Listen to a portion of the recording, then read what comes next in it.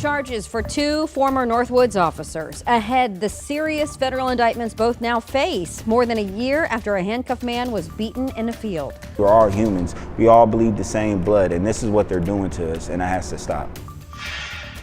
While we're done with the remnants of Beryl, our rain chances are still there through the end of the week. We'll talk about when we could see more wet weather.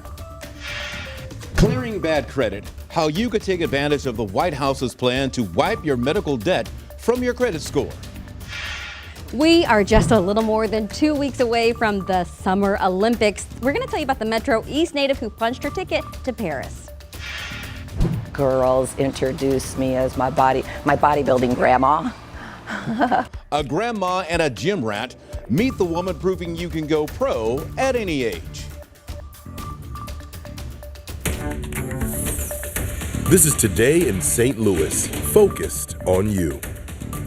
Good morning. It's Wednesday, July the 10th. I'm Rennie Knott. And I'm Michelle Lee. We want to thank you for joining us, including those of you who might be catching us on 5+.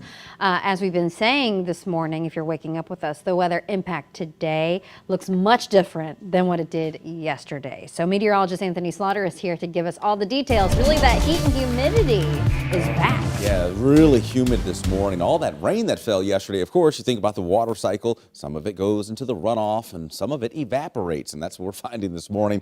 All live look in Chesterfield. You can see how hazy it looks. And that's, again, that moisture that's in our air. Very humid conditions. Now, Beryl has moved away from us. It's out across the Great Lakes this morning and no longer is expected to impact us when it comes to heavy rain. We're done with that. But we could get a little spot shower here between today and Friday. That's what we're finding on the map this morning up near Shipman. And that's it. But that trend is there through Friday. Just spotty, brief downpours, if any. We're up to 87 degrees with a mostly sunny sky today. We'll talk about the rest of the week's forecast, get into the weekend that's coming up. But for now, let's get over to Paul and talk about our traffic. Good morning, Paul. Good morning, Anthony. Yeah, we're checking sensors in the road and conditions everywhere. Also many cameras. And in the Metro East, that's where we've really been seeing just a little activity that could slow you down this morning. Right now, you should be good because it's going the other way. 64 eastbound, 70 eastbound, and well, 55 northbound here at Tremblay and Route 3. You do have an accident, but it should be moved aside very soon. And as you can see, the downtown bridges, mainly the Poplar Street Bridge,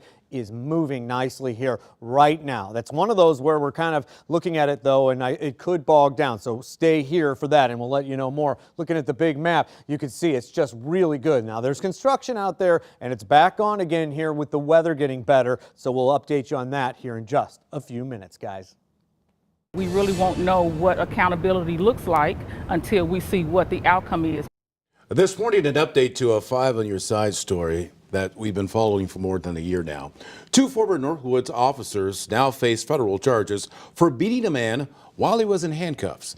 Right now, our Diamond Palmer joins us live just outside the Northwoods Police Department. Diamond, we remember, of course, watching that video. Can you walk us through this case and also talk about the seriousness of these charges?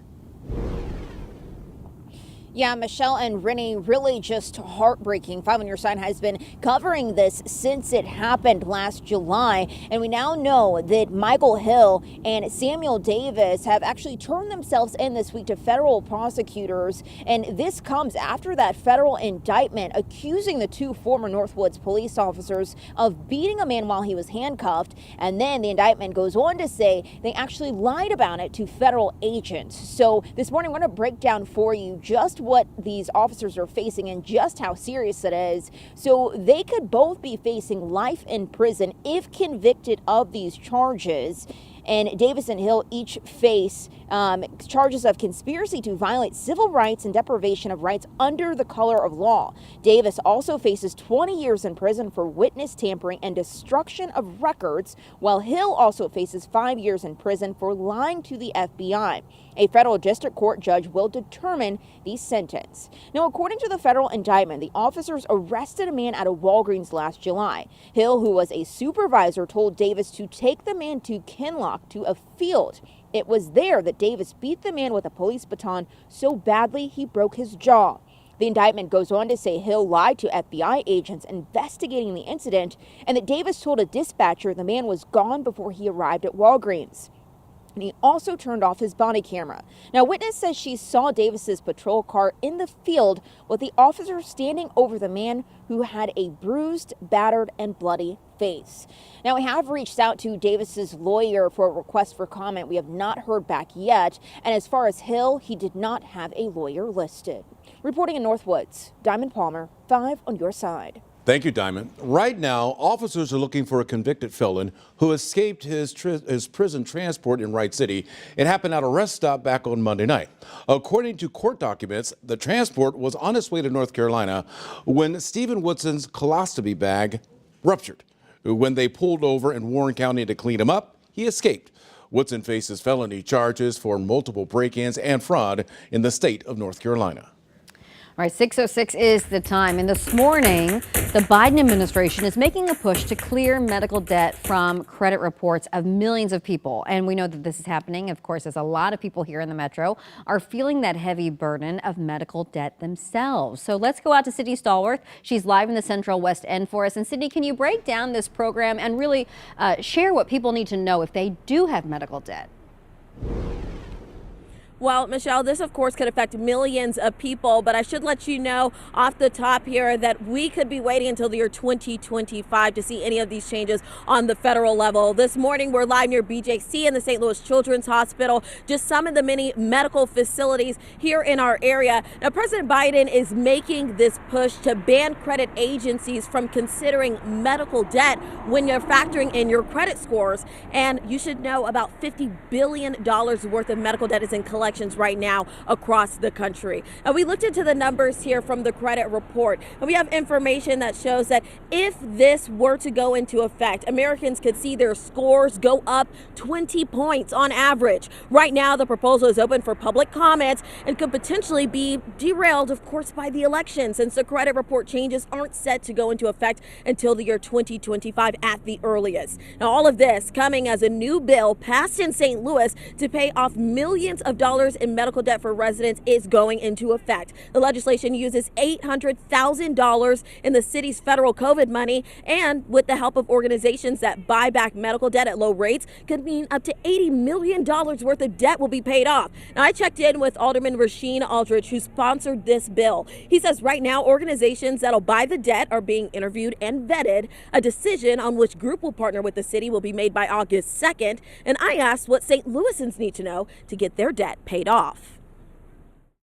They don't have to qualify. They don't have to put in an application. They don't have to have like an income requirement.